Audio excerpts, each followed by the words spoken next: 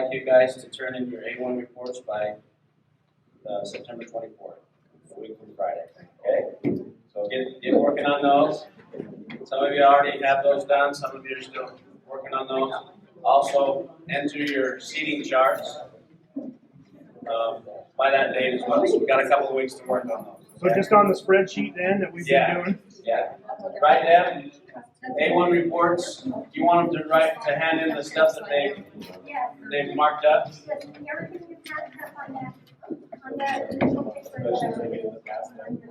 What about the spreadsheets that you've used in the past? Is that what we're entered on, or what do we put on? If you use the Google Docs spreadsheet that you've been using in the past, just let me know that that's what you use, and I'll go in and grab it on there. The handout that you got. I handed that paper to you. You can either turn that back in, mark that, or you can go in on the Google spreadsheet. You still have the seat, you can go there. You don't have access to edit to those. The spreadsheet does have the seating chart in there as well. Yes, We're there's gonna a put that on seating chart behind everybody. there. Okay. Excellent. Just wanted to give you a quick update on COVID here. The district's kind of asking, is a kind of word, but it's a voluntary mask wearing. So if you feel like you want to wear a mask, you're welcome to do so. We have masks here too if you feel like you want to. You know, if you're feeling any symptoms right now, I'd ask you to wear a mask so that if we have to contact trace, we can do it after this meeting. But make sure your kids have access to a mask. If you don't have masks on your bus, we have some smaller masks for kids that you need to pick up a little box probably before you go, or your supervisor has some, I think, at your bus garage. So make sure that you have those available to kids, okay? We've been trying, as you know, I'm kind of over that as far as the information side of COVID and getting the numbers from all our schools. There's a threshold number of 30 students at each individual school. For example, right now, this morning, Union High School was at 19 kids that are in that 10-day active list, on that list that they have COVID and they're in their isolation period. If that number gets to 30, then we have to close the school, test anyone who wants to come to in-person learning, and after we get through the testing, all those that tested negative are welcome to come back in a mask to school in front of the teacher. So we aren't going to close down schools for a certain amount of time like that. We just test to return, we test to stay, and that's how that works. So if someone asks you a question, that's the question we're getting lately is, it's not going to be a close of any of the schools. It's going to be a test to stay in school, and then if you test negative, you come. If you don't want to test, then you just stay home for 10 days or you do the online instruction. If you test positive, you're in isolation for 10 days. Do the online instruction. So, does that mean that it's continuing from that point, or does it end after 10 days at that point again and restart the numbers to do the testing? Well, we'll still be, taking in numbers and calls from Tri-County and from parents. So it'll depend on how that all goes. It'll just continue. But yeah, those kids that were tested positive at that point, after the 10 days, they go off. I'm just talking about the continued testing. So in school? Oh no. Then we meet that threshold again after that 10 days, then we start over with that threshold. Yeah, good question. Yeah. I've heard the roosters are coming, but I haven't heard anything else. Yeah. Questions? Any other questions on COVID? How we doing with fogging our bus every day? I know that some garages are fogging their bus after every route.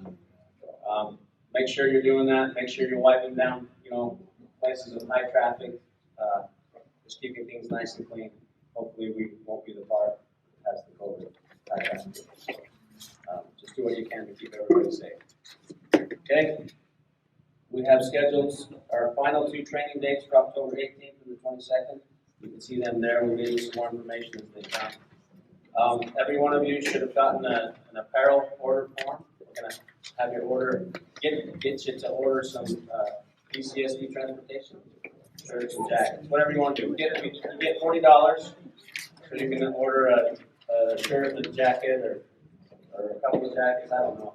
You'll have to figure out the math there. But you got $40 to spend, so Deb, would you rather they fill that out right now before they go and be sure fast, or what?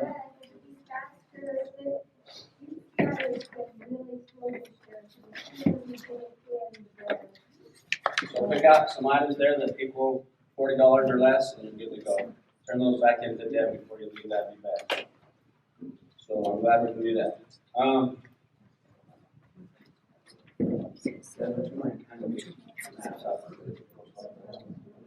Just real quick for the Roosevelt drivers. We've been trying to figure out the last few months how to better handle the kids and the drops and the pickups at Roosevelt Junior High, so I apologize to the other drivers for saying. But we've decided that we're going to pick up now in the afternoon all alongside the curve on 200 South. So we'll start up where we come out of the loop, and we'll go all the way down the curve down to the auditorium, and we'll have you pick up there. The idea behind that is that we can all load at the same time, we can all hear the bus bell at the same time, and we all can exit at the same time. So there's a list of, on that map, you have a lineup there, whether you'll be on the road or still in the loop. If you're on the road, we're going to have you exit to the east towards the Jehovah's Witness Church. And if you're in the loop, we'll have you exit to the west and go back through town on your own route. Usually cut through the neighborhood there back towards the hospital. Okay? So if you're a roll-up driver and you haven't got one of these maps yet, please raise your hand and Deb can get it to you. Any questions on that? Does that start today? That starts tomorrow afternoon. Yeah. Miss White at the junior high is going to send out a text and an email to all the parents. All the teachers will have a copy of the map that you have, so when the kids come out, they can, herd them to the right space. And that starts tomorrow. We gotta stay in line. Thank you. We gotta stay in line. For the move. Yeah, because we want the junior high wants to have a little more structure there to help see where kids are, and so make sure you're in the line that you're supposed to be in the sequence.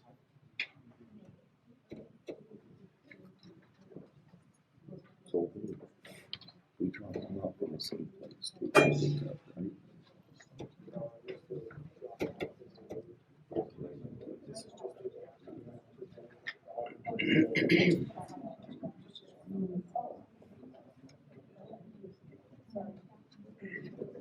Janet brings up a good point for those who drive the propane bus. We are so close to having the propane dispenser ready, but we had some electrical issues. We had to switch out, so hopefully Chris Larson will get to that today with the part that he was waiting for to come. And then we'll give those drivers some training, and then we can just fill up there at the bus garage in Roosevelt. If not, we're having the truck come to the garage and wherever we're parked, take care of those buses right now. And so we'll just keep doing that until we know where we're at. Okay. In the morning at the junior high, if you're part of a few buses that show up at the same time to drop, just pull up at the front so everybody can get in on the curb there. We can all let out at the same time.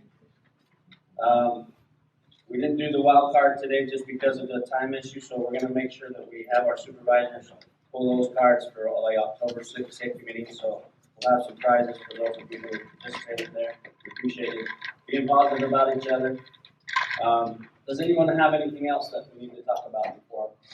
I have a question on this here. So I noticed on number 5, but so there's that red fire extinguisher thing there. So we don't close until we get past that, still correct? Yeah. So my kids are gonna meet you way up here. Can you not fit? We should go there. It'll be fine because we're all loading at the same time. I think you can fit 5 right there. Okay, I know you can fit 5, I just was always told never to load before I get past that, so I Let's do it. just wanna clarify. Yeah, let's do it. We want to load everybody at the same time. Okay. Thanks for that question. Yeah.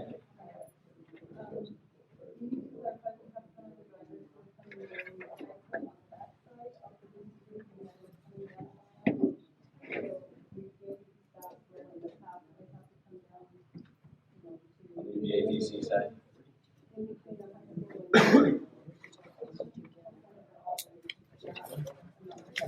Okay. And that's because the bus is coming out and trying to get to traffic.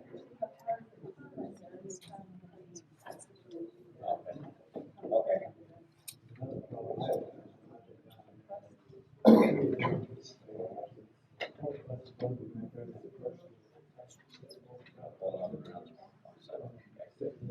Okay, probably didn't hear all that. So we're gonna ask all of you, now we're loading up the junior high first, to go down and go past the blinking stop sign there, right there, those apartments. Instead of turning in and going to the tennis courts and around, let's go past the school. And you can either go clear down to 1500 East, and come behind this UBATC and then enter from the back side on the south side, or you can cut between the UBATC and the high school and turn right there and then come behind the school, between the football field and the okay? Yeah, don't go south of the stop sign. As Cindy indicated, we've had a couple of accidents, I guess, with buses trying to exit there and cars turning this way. It's just kind of packed, so go around. Yes? Just really quick, Kim and I should probably swap, because I'm the last to show up at the, or at GC. Oh, okay. So you think Kim and I should swap next year? That'll be fine. So you'll be, how many groups? Because it shows me in front of me. So it'll be 7, 11, 10, 14.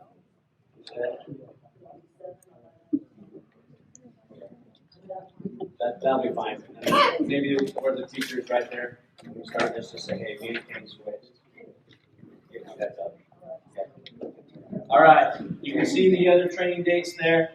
We have the evacuation drills in October for each of the elementary, so if you're part of that, make sure you're planning for that, okay? All right, we're planning to get out of here, Super Hodgkins, in about 9:15. We got 45 minutes or so for you to take with us. If you end up early, we have some other things we can cover. Appreciate you coming.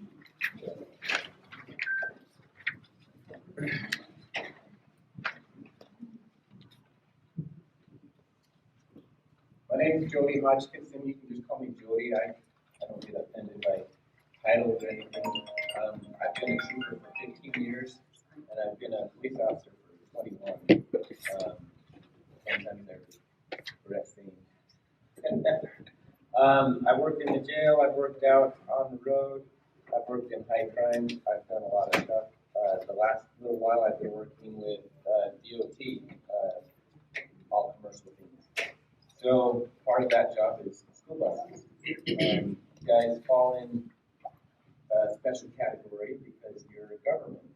And really, to be honest with you, none of the rules apply to government agencies. However, the school board has decided to follow the guidelines that the FMCSA, the Federal Motor Carrier Safety Alliance, has put forth. And so that's what I'm here to try to talk to you guys a little bit about. All of your buses are equipped with special safety equipment that no other vehicle has. And one of those are stop lights and stop signs when you're loading and unloading your kids. And so that's something that is specially trained just for you. And I want to talk about that just for a second before we get into time. I've actually asked someone to talk to you about time on recording. And we'll get to that, but this is important too. Let me just build this up. I hope this works.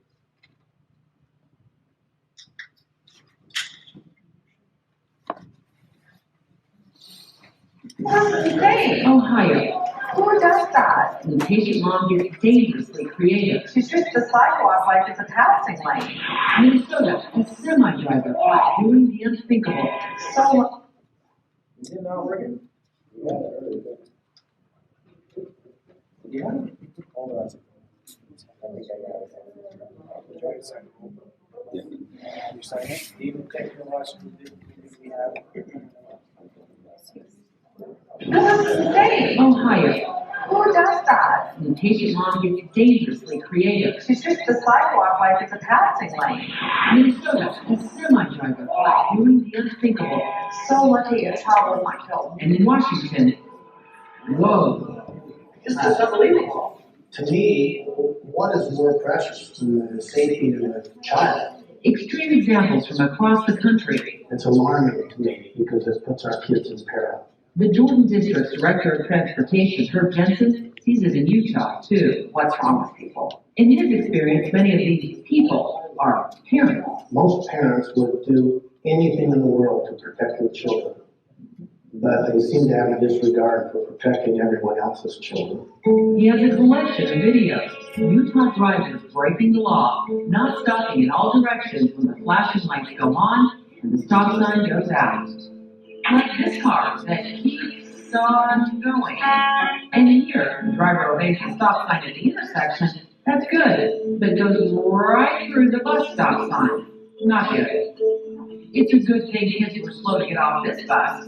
Here's the view from a surveillance camera inside the bus, now from one mounted outside the bus. Way too close.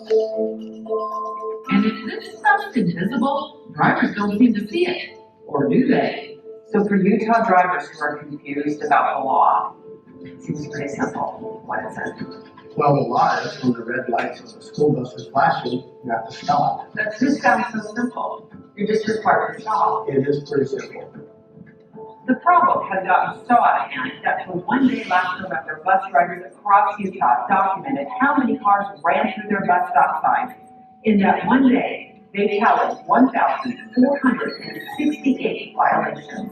The Granite District had 535, Alpine 438. Almost every district saw violations. In Jordan, there were 56. We actually had 3 cars that passed on the loading side of the bus. In my opinion, Blake is wrong.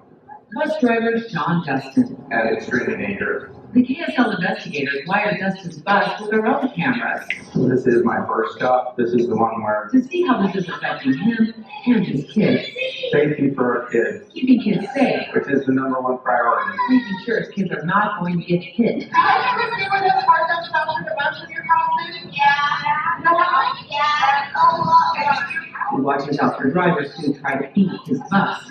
It's scary for kids. We saw it happen several times the day we were on board. Last Friday, I had 4 cars run my lights.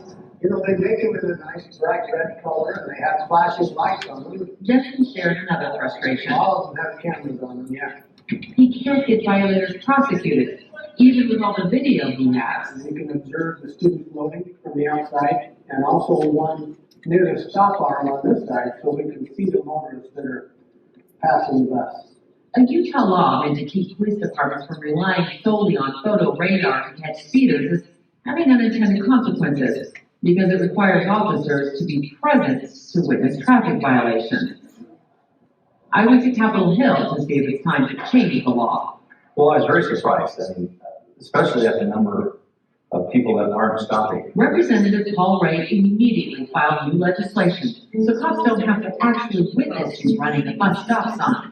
Will allow that video from the buses to be used to charge and use as evidence in court.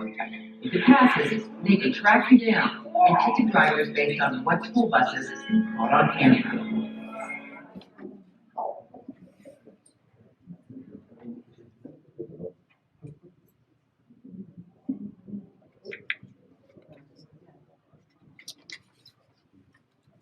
Your buses have cameras on them? Okay, inside? And outside. How many you have on the outside? A dash cam. Okay. So one thing on that, if you have somebody run your reds, read out loud the plate number, okay?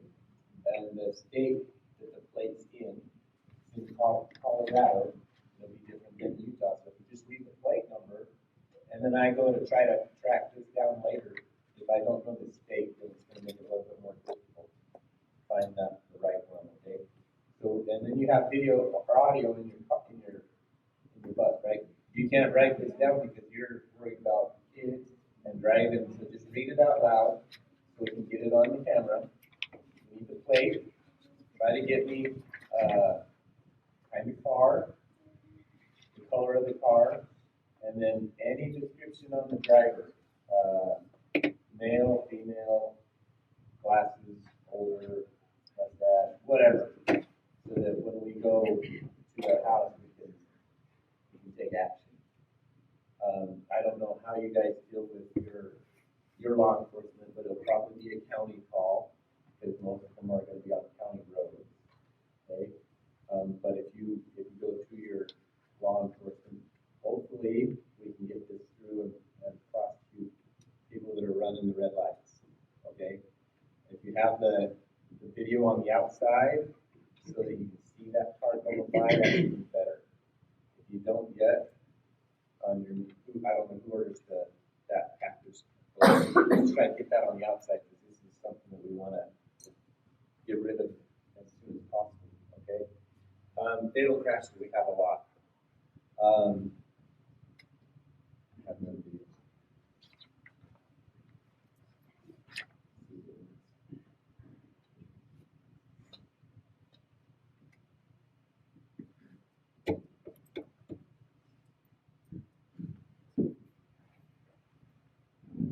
It's not gonna happen. No, not at all. I don't think it's realistic. But I do think that if we work towards reaching that goal, that we will decrease the amount of fatalities. Absolutely. This is humanity. Not with the cars and nothing. Yeah, if people stay stuck using their phones while they're driving. It's not incredibly likely, but it's always good to start with prevention.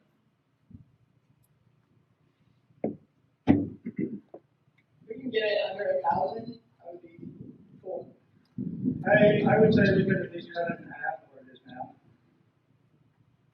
I have no idea. Two. If the number was down to 10, I think that'd be good.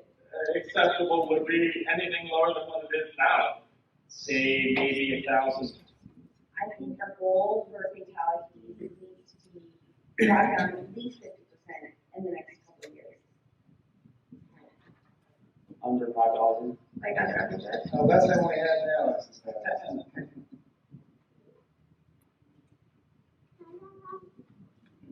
Zero. Well, you'd have to say 0. For my family. Personally, 0. That's acceptable for my family.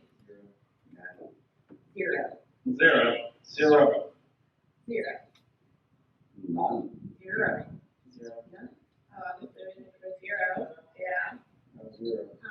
0. You're gonna ask me if I'm not doing it at the end of the day, so like.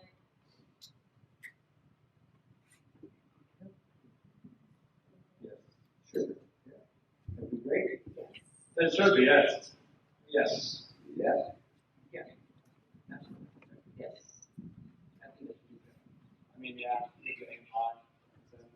It should be 0. That should definitely be the goal. I absolutely think yes, that should be the goal. So when this first was brought out, I looked at it, I'm like, there is no way we're gonna have 0 fatalities. And then when they put it through this way, how about for your family? I'm like, oh, yeah, 0 for sure. Like, who wouldn't want that? And so that's why I just played that, is because it brought in a different mindset for me and for our kids. We want 0 fatalities. That's our goal. Okay, that's why we're here.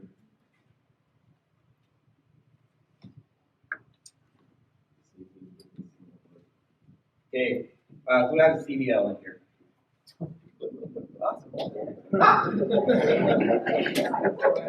Yeah, right. I talk to people who have CDL drivers all the time. I even smell them. Sometimes they smell like Cracker Jacks. Because they probably just pulled it out of the box. I don't know. But CDL drivers are held to a higher standard. You guys have larger vehicles, more responsibility than a normal driver. You have to be able to maneuver that bus, and you have to understand the workings of that bus so that you can maintain the safety on the road, right? When there's a crash, we have bad things that happen. And when's the time to prepare for a crash?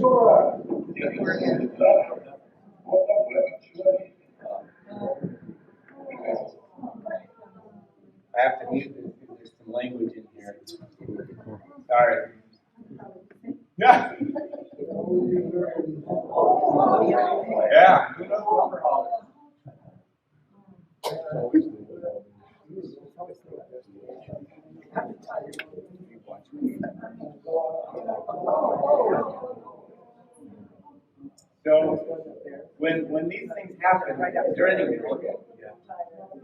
No, so you just might be in the wrong place at the wrong time, right? I mean, it's just gonna happen.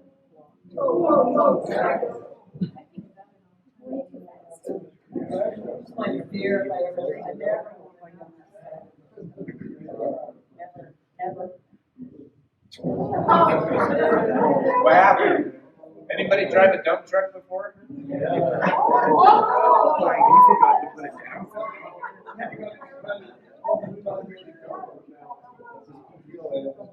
Yeah. I just gave you a little bit of a warning. Look at where that driver had to go. Okay, anybody drive on ice? Never. This one's for you. Driving on ice, okay? He's gonna make the hill. Oh. He's still going forward. His tires are still turning. He's like, no, his tires are still they aren't stopping. His drive tires are turning the other way right now.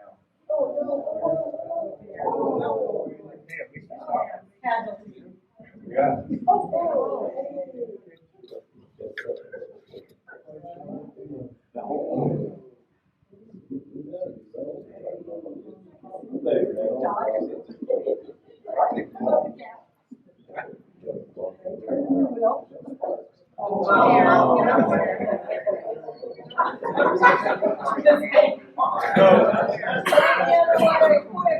Would you pass him on the left? I would pass you, period.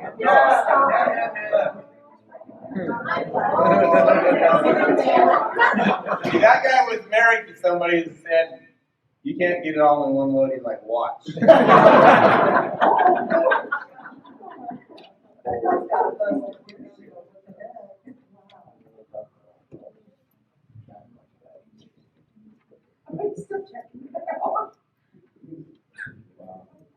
So I go to these, and they just clog up the whole road. Like, this is one of those things that you're gonna maybe see when you get there, and this is an emergency, right?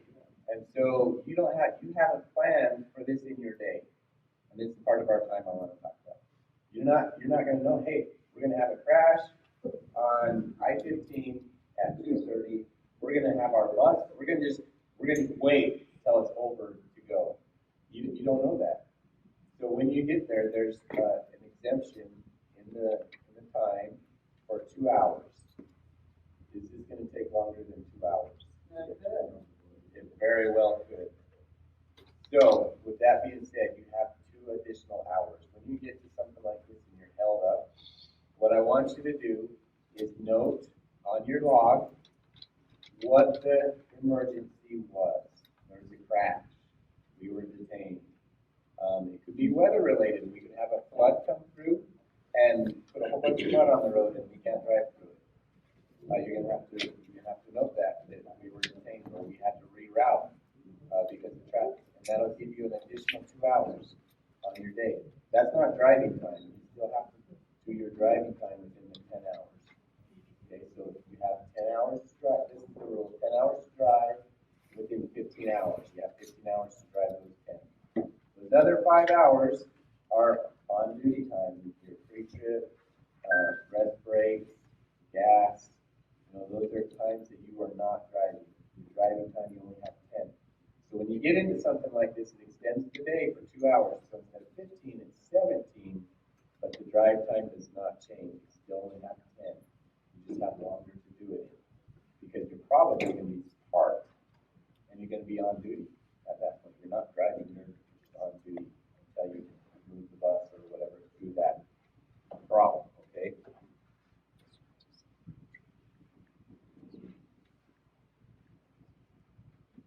So, when we want to see your logbook, everybody does this. They're like, huh? Okay, you're required to keep all hours that you drive. Okay, on logbook. So, bottom left corner, I know it's kind of grainy, but that's what I see busy most of the time if they have a logbook. And you guys may or may not have that for your district. But what's required is, off-duty time, driving time, on-duty time, okay? And that one has a sleeper berth.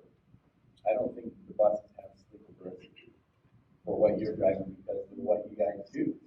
Some of the commercial buses have a sleeper berth, so you can use that, that line also. But for you, you're gonna stay in those three lines, right? Be on duty, driving, and off duty. So here's the definitions. It's pretty easy. Driving, when you're driving. That's the only time you mark that, just when you're driving. You're not driving when you're putting gas in the bus. You're not driving when you're going to the bathroom. It's just driving when you're driving. On duty is any time that you're responsible for the bus or the school district. If the school district, if you go to a tournament and you're on duty because you're performing something for the bus, you're on duty. If you're not required to stay with the bus and you can go in and watch the kids wrestle or basketball or volleyball, that's off duty. You're not required to be with the bus at that time, but anytime you are required to be with the bus, if you're getting luggage out for the kids or something, that's on duty. Okay? So that's going to play a huge role in your time of when you can drive, because you have 15 hours to drive, 15 hours to drive in, 10 hours to drive. Okay? So if you drive all the way down to St. George, and you're there, and this is what the coaches don't understand. You have to have time off. You have to have 8 hours off before you can drive again. So if their game ends at midnight, and you get them to the motel room at 12:15, and they say, we want to be up and at our next event at 7, you got to say, no, you're walking, or it's not, I can't do it. You have to have 8 hours off. So when could you go at the earliest? 8:15, and when do you do your pre-trip? 8:15. That's when you start. You have to have 8 hours off. If you say we can go at 8:15, but I have a 30-minute pre-trip, and you're out there at 7:45, you didn't get your 8 hours. You have to start your pre-trip. So what do you tell them? 8:45. That's how long it takes to do the pre-trip. That's as soon as we can go. And you just gotta let them know, because they have no idea. They don't have a commercial driver's license. They don't know what the rules are. They just know that they want to be early to warm their kids up for whatever meet they want to do. Okay? So that's our job to help them so we stay in compliance. 60-hour, 70-hour rule. So this is gonna come into play if you have another job. How many of you have another job? Everybody. So the school district's on the 60-hour rule, and you may be a 70-hour rule if you drive for somebody else and they operate on Sunday. Like in an oil field position, they work all week. So we're just gonna say the 60-hour rule, because I know that's what you guys are all on right now. You guys don't drive on Sunday. You have 60 hours to work. Once you go over that 60 hours, you need a day off. A day and 10 hours. So 34 hours to reset. Okay? So if you have another job and you're working, and it doesn't have to be a driving job, you can go out and work at Walmart or Lowe's. You have to have 8 hours off before you can drive your bus again. So if you're picking up kids at 6 o'clock in the morning, you have to be home or off duty from your other job at 10. Right? That gives you your 8 hours. Okay? If you then work beyond 60 hours, whenever that happens, so if you work 60 hours in your first 5 days, you have to have a day off. That means you have to have a day off on the weekend so you can reset your time and come back. Does everybody understand that? I know I probably just confused everybody in the room. You just have to have a day off, 34 hours. Yes. I've got quite a few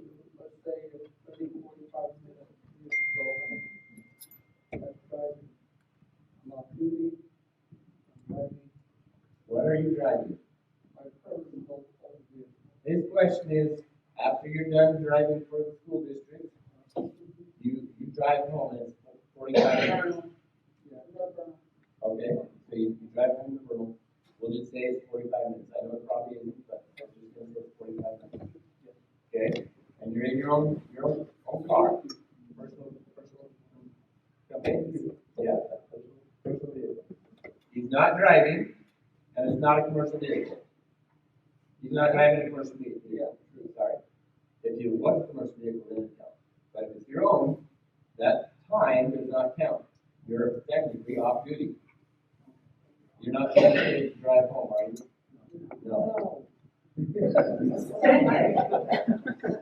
It'd be worth it, though, right? Maybe you can talk about that.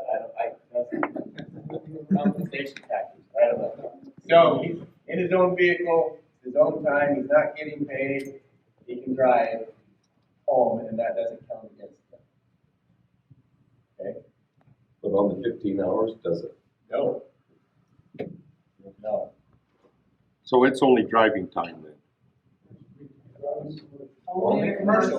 Only commercial Only driving? commercial. So once he's in his own car, it's under 10,000 pounds, it's not being used to make or lose money, meaning.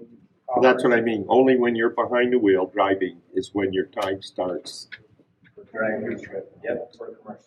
Yep. So when you're in your bus and you're driving your bus, that's drive time. If you're in your own car and you're driving home, that's literally driving, but it's not commercial, so you don't have to record it, it's your own time. So if you get paid by the district, you can drive your own car, you have to, where you go. In other words,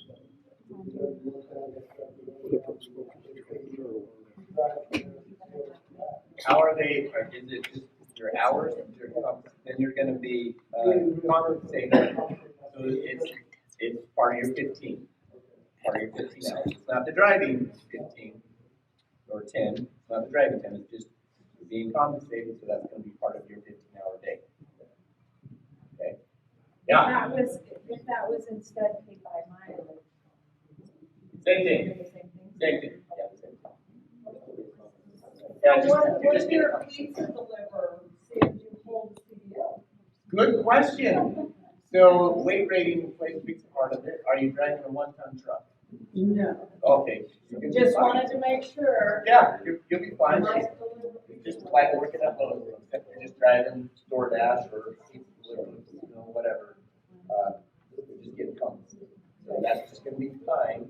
So you'll be working on the 60 hours. So you count it as time though? Yes, you count it as time because once you go over your 60 hours, then you gotta take a day off. I got another question. Okay. So you mentioned going into a, you take a team to a say basketball. You want to watch the game, you said you could put yourself on duty, but that's still gonna account for the 15 hours, right? No. So, say you start at 6:30 that morning, and you went to go, say you did less than 10 hours. Drove, but you are on duty until you get to the event, take yourself off, but you don't get home till midnight. But you were off 6 hours during. That off 4 duty, hours during that. that off duty time does not count against your 15 hours. So 15 hours, you couldn't work from 6:30 in the morning till midnight and still be within that 15 hours, even though that's more than 15. So that's still okay then to be off, as long as you show that as off duty. Yeah, you have to be meticulous and make sure that you're moving your line to off duty, on duty, because that's gonna really play a big role. So the clock doesn't necessarily start from the moment you start the morning, until 15 hours, right? I mean, that's that off duty. Yeah, if you're off duty at that time, then you don't have to. Overall. So if you're on duty for 15 hours, that's the math, okay? So if you're off duty halfway through there, so for school bus drivers, it's really nice. If you work in the morning, right, and you have like a couple hours in the afternoon, you're off duty, that doesn't count against your 15 hours. And then you go back and work again, you still only have 10 hours to drive, but that doesn't change. It's just, now your day can be longer than 15 hours on duty. But at the end, Right, we've gone over that, so are you obligated to be at the bus? That's really where it's at. You're obligated to be there. If they're allowing you to go in and watch the game and be relieved of duty, you're off duty. They might be paying you because you're not home, but you're off duty. I know it's a little taboo here, and I know we get into a lot of muddy water, and that's what I'm just trying to help. Just use common sense, more or less. Is this gonna make it more dangerous for me when I'm driving my kids? Am I gonna be tired? And if you feel like you're getting tired, then go take a nap, right? That's what off-duty is for, is so we can take a rest. Okay? Sleep is working with the bus, right? That's right. Absolutely. So we went over that. We need cots, drop down cots, Mike. Talk about that. Or hammock. So the other big one is 8 hours. You have to have 8 hours off before you drive again. So off duty. Okay, that's the big one. Let's see. How much time is that? How much time do you want? As much as you want. You want to watch another video? Yeah. So then a lot of our St. George trips, they're gonna have to send another driver because it's 5.5 hours down and 5.5 back. That's right. So you're gonna have to send 2 people, or stay the night, right? Yeah, or stay the night. So if you had 2 drivers, but one was a rider, they're still counted for time? So yeah. Me and my husband both drive, say, So I the ran riding, out of hours, but he was on the trip with me, the riding would be part of your on-duty time, but not driving. but not driving. Why couldn't you show that as off duty? You're not in charge of the bus. You're not driving. That's what they. It's no different than going in and watching a sporting event. You can actually sleep. According to the FMCSA, drivers, if you would be able to go and use a sleeper berth, then he could. Yep, but there's no sleeper. All right, we want sleeper berths on the bus. I looked that up. I looked it up. No, I have the same question. I have the same question. So, it's on duty, it's on duty time. So what that means, really, is you can drive for 5 hours, 5 additional hours to get the bus home. So you can utilize that whole 15 hours. That's all it really means. That's So he has to show himself being on duty in the bus. He can't be off duty. right. If, How is that different than a car than if they drive a car? brother, I know. I know. Because the car is not a CEO. A car is different because it's not tracked. It's not something that we're tracking. You might be considered on duty, but you can start that car later in the day, right? And go down and then swap and then come back. That's the benefit of the car. And I agree with you that other driver, it could be. I think it should be considered off duty, but I'm not the guy that created this 3-inch manual of rules and then exceptions to all the rules. And exceptions to exceptions. It's difficult. And I'm just trying to give you the information I know. So that's That's a whole 10 hours to drive at that point. He's not trained to drive. yes. But that's benefit. Yes. This is from one of our national.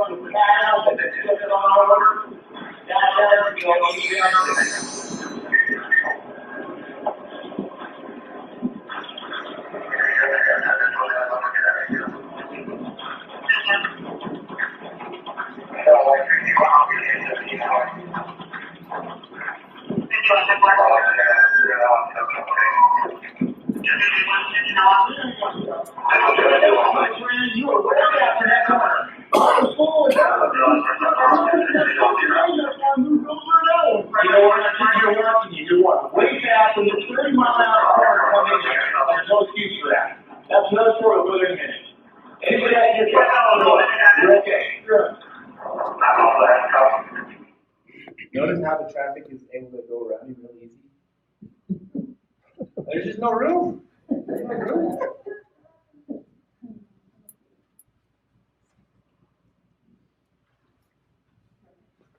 Okay, common driving violations. I think it's, I'm not gonna speak for what you guys have done, but I know you in the county, you can't even have your phone on when you're driving. I don't know what your policy is, but there's no phone when you're driving CMD for the school district. If you're, do you guys allow it? Pull off and use our phone if you need to. Okay. So, hands-free if you're driving. It's a huge distraction. I see crashes with it all the time. Please do not use your phone while you're driving the bus. Pre-trips. You guys want me to touch on pre-trip? Yes. Okay. So you guys have a list that you go through and check on. Fantastic. Passenger compartment can check seatbelts, gauges, triangles. I call them idiot lights. Malfunction lights, I guess, is what the technical term is because I'm gonna get in trouble. Dummy light. Dummy light. ID 10T. Yeah. Okay, so you're just gonna check the lights on the dash, make sure they're all working. Pre-trip on the front of the tractor. So I start at the bottom and just work up. I don't know how you guys are set up, but it's super easy. So the bottom lights right there are just fancy. So really, I start with the headlights, do the high and low beam, signals right and left, and then I just start moving up the tractor. So then I'll look at the very top, make sure that all they're working. So the 3 ID lights right in the middle are required for any vehicle that's over 80 inches wide. So if your truck is over 80 inches, they're required to have this front and rear. And then the 2 marker lights on the very outside are required. See the fancy ones that go up the air filter? Not required. So, but if you have them on there, are they required to work? If they're required, they have to work. No, if you have them on there, they're fancy lights, are they If required? they're fancy lights, they aren't required. Okay. The ones that are required to work are those that we just talked about, right and left signals, high beam, low beam, and then the marker lights at the top. I see some people have them all the way across. The center 3 have to work, the outer 2 have to work. If all the other ones aren't working, it's not really required. Or if one of them's out, it's not required. So windshields, 3/4 inch crack or less. That's if it's multiple ones. So single crack, non-intersecting, not a violation. Might want to have it fixed when you can, but it's not a violation. When it intersects, it is a violation. And then chips, everybody gets the rock chips. If they're bigger than a penny, then they're too big.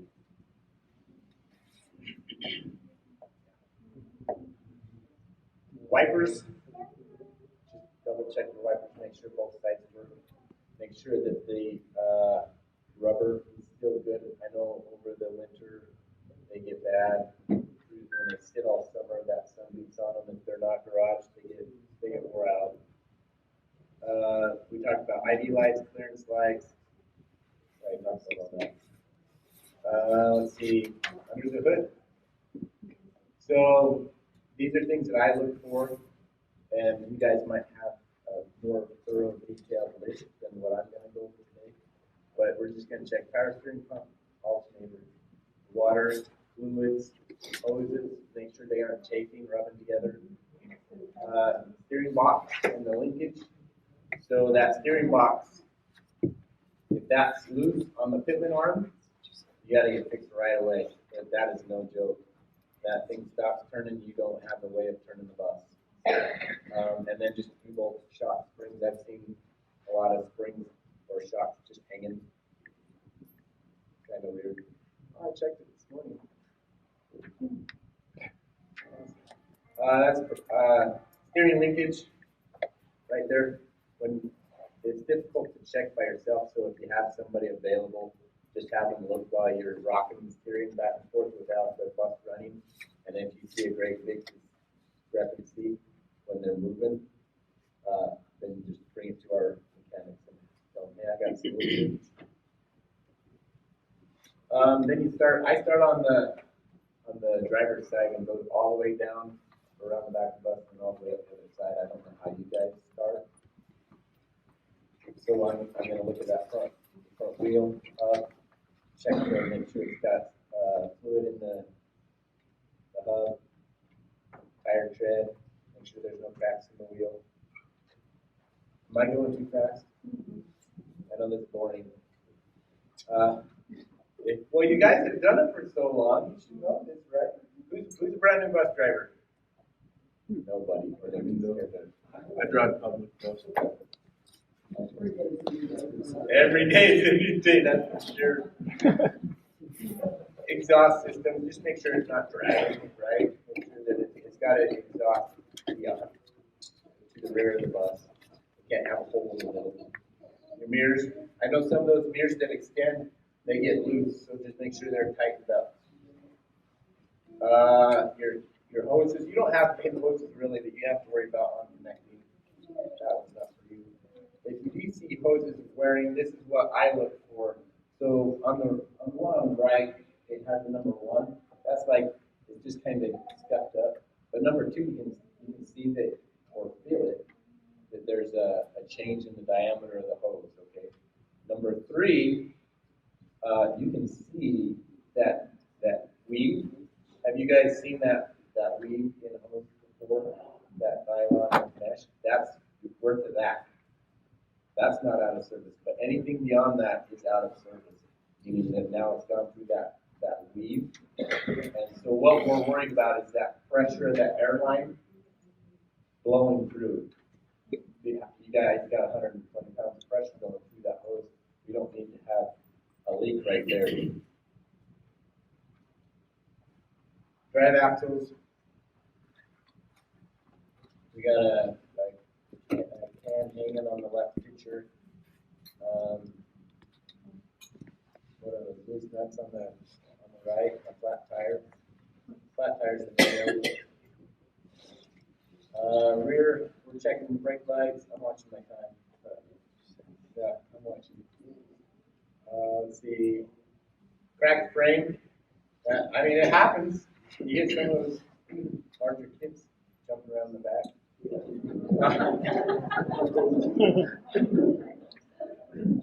Tires. I mean, this is obvious. This is stuff that you walk around, you just notice. Oh, I lost one there.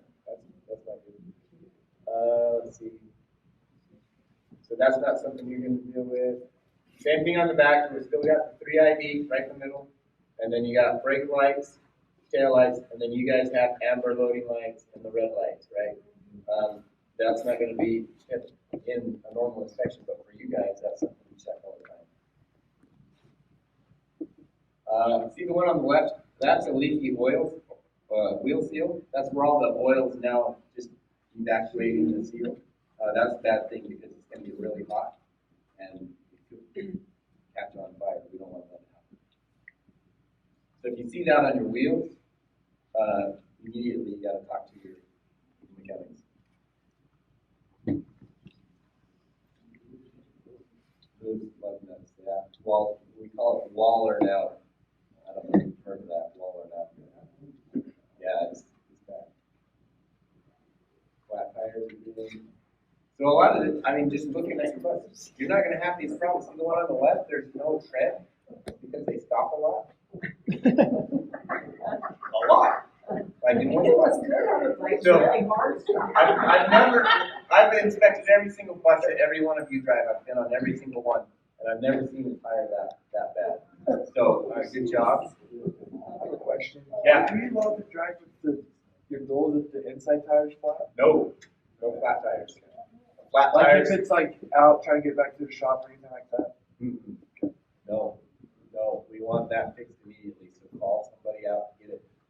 But my question is, how are you going to find it while you're driving your route in the middle of your route? You probably won't know about it, so you're gonna end up back at the yard anyway, right? Yeah. You're not going to know about it unless you go out. Something's really weird, and you go out there and it's going to be obvious. Like it's gonna be off the rim, and it's gonna be like, I need some help now, and then you're gonna have to call and get another bus to come out there and help offload whoever you got left on, and have them finish it out. That's just, it's gonna be a big deal. But once you notice that, it's already to a condition that you don't want to have, right? And everybody here would understand, hey, you've got a serious issue with the bus and we want to fix it. I would be 100% trying to help you out, whatever I can do to make it so we can get the kids home.